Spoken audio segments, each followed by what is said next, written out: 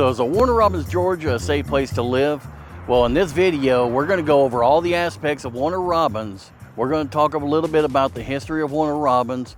We're going to talk about what it's like to live in Warner Robins. Then we're going to go into the affordability and the cost of living around here. And then, of course, the video is not going to be complete without doing a little bit of intro into the real estate market in the Middle Georgia area and around Warner Robins. And then finally, we're going to compare Warner Robins to some of the surrounding cities like Perry, Macon, and Hawkinsville and see how they stack up.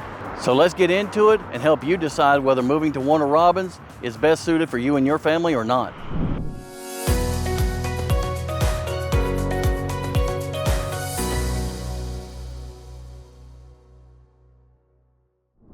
Hey guys, I'm Chris, your real estate problem solver.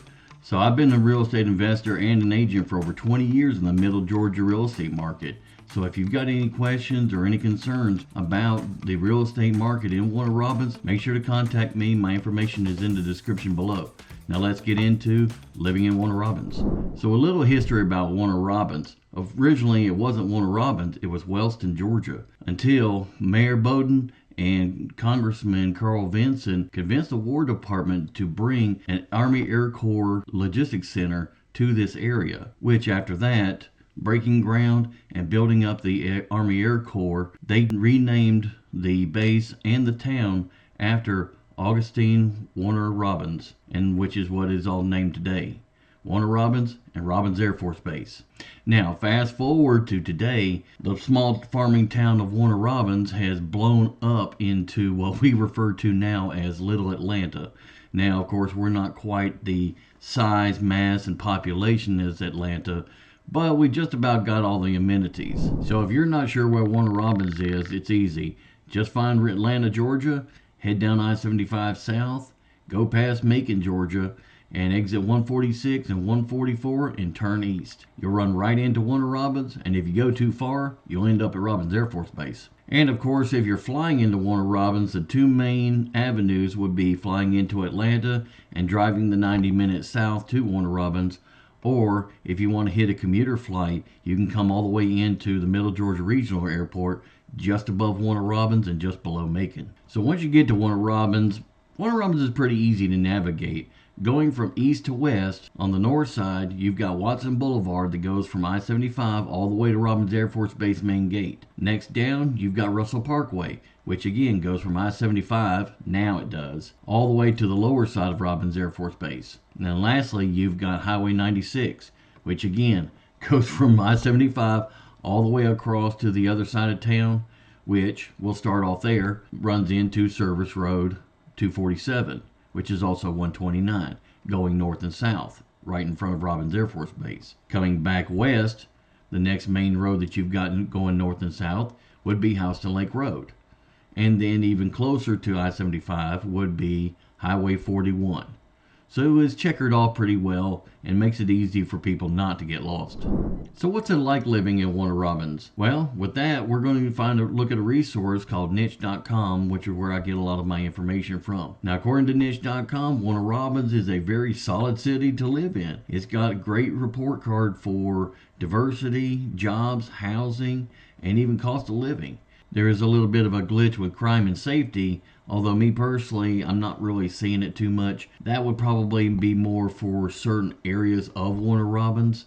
Mainly on the northeast side of Warner Robins is where most of that's going to be concentrated at. But overall, it's not that bad. Warner Robins is actually a pretty good place to live. I've been here for over 20 years, like I said, and I've never really had that much of crime issues going on. And if you're worried about the crime rate, you can always go to crimerate.org, which has a heat map of Warner Robins that kind of explains and shows where the crimes are going on in Warner Robins, or any city for that matter, and shows you where they are in the intensity of those crimes. So that'll make you feel better about what areas are good, what neighborhoods are best for you and your family. Now, according to niche.com, of course, the population is showing about 81,000 for Warner Robins. But That's just for the city town of Warner Robins. If you look over the entire area, including the satellite towns of Bonaire, Kathleen, Centerville, Byron, it's more like 200,000 for the total all in all area around it. Now at the time of this video, niche.com's a little bit off on their numbers for median price homes and median rent. So as it stands right now, the median price for homes in the Warner Robins area is running more like $235,000. If you decide that you want to rent, the prices are more like $1,200 to $1,300 per month. Now, with that being said, at the time of this video, the market's starting to shift and we're starting to see some of the rents coming down a little bit. So just be aware of that. So since Robins Air Force Base was able to bring in the C-5 depot maintenance from Texas to here, the town of Warner Robins has blown up significantly since then, which was around 1998. So since then, Warner Robins has expanded, and actually it's tripled since then, which is of course why we call it Little Atlanta. But with that being said, the majority of the town is military. Most of the town is fairly new. So that gives you a better idea of what it's like living in Warner Robins. So I also mentioned the affordability and the cost of living in Warner Robins. Well, I just got back from Florida from an investors conference, and I can tell you Middle Georgia and the Warner Robins area is still competitively priced when it comes to groceries, building materials, and gas. So while areas like Atlanta would be running about $2.90 to $3 a gallon for gas, we're still running around $2.75 to $2.85 for the same amount of gas in the same time frame. So that's why a lot of the investors in the Atlanta area, Savannah area, and out in Arizona and New Mexico areas, they spend a lot of time around here buying and selling real estate in this area because the buy-in is so much lower. You get a lot more house for the same dollar. So what is there to do in Warner Robins? Well, of course, Warner Robins doesn't have all the nightlife that Atlanta does, but we've still got a few things to keep everybody busy, including the full family. Now, if you want the full details of everything that you can do in Warner Robins, then check out this video right here. It'll give you all the full details. But to give you a quick rundown of what you can do in Warner Robins, including family events, you've got Robins Museum of Aviation. You've got Splinter's Tavern, which is military owned and is a lot of fun. You've got Rigby's Entertainment Center on Highway 96. If you're looking for outdoor stuff to do, the Warner Robins Recreation Center has about 7 different parks all over Warner Robins area to get out, play on the playgrounds, run, jump in some splash pads, or just to play a little bit of pickleball. If you really want to get out in the woods, there's places to go fishing like Houston Lake, like Lake Tobosofsky, and if you want to go a little bit farther out in Cordele, you can go all the way down there with your boat and go fishing up Lake Blackshear. There's also hunting areas. Robins Air Force Base has hunting areas behind it, and Okmulgee Wildlife Management Area has a long stretch of woods just south of Warner Robins to go hunting for pigs, turkey, and deer. And then, of course, if you want to shoot something but you don't want to kill anything, then there's always Big Indian Paintball down in Perry. Now, of course, telling you about Warner Robins isn't going to be complete without explaining what the cuisine is like and the food is like in Warner Robins. Now, since Warner Robins is predominantly small businesses, not franchises, you've got a plethora of different cuisines and different culinary arts from different privately owned companies and privately owned restaurants that are putting their own little twist on all kinds of recipes. Like, for instance, Margaritas on 96 is one of my favorites that I like to go to.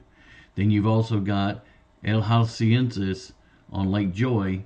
You've also got the Greek Village on Watson Boulevard, Sharks Fish and Chicken on Watson Boulevard and on Russell Parkway. And then, of course, we've got all kinds of other restaurants that are franchise related, like Chili's, O'Charlie's, Longhorns, Sonny's Rope Barbecue, and all the others. Now, if you're moving to Warner Robins, then chances are you're probably going to be moving with kids.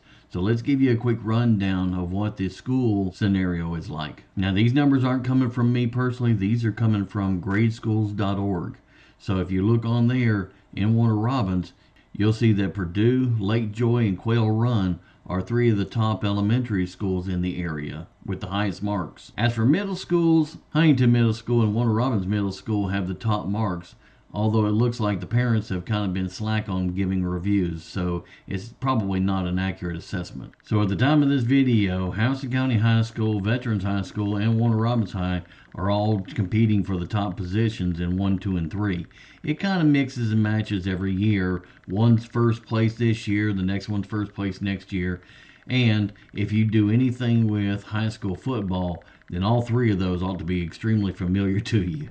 Now, like I mentioned, I can't give you a video about Warner Robins if we don't talk about the real estate market. So let's get into what real estate market is in Warner Robins. So right now, the median price for Warner Robins is running around $235,000. That means the majority of houses being bought and sold are around that average. Okay, so what kind of house can you get for $235,000 in Warner Robins, Georgia? Well, I've got a full playlist right here of house tours that you can look over to give you an idea. But the long and short of it is a $235,000 house at the time of this video is going to be about a 14 to 1800 square foot house, 3-bed, 2-bath.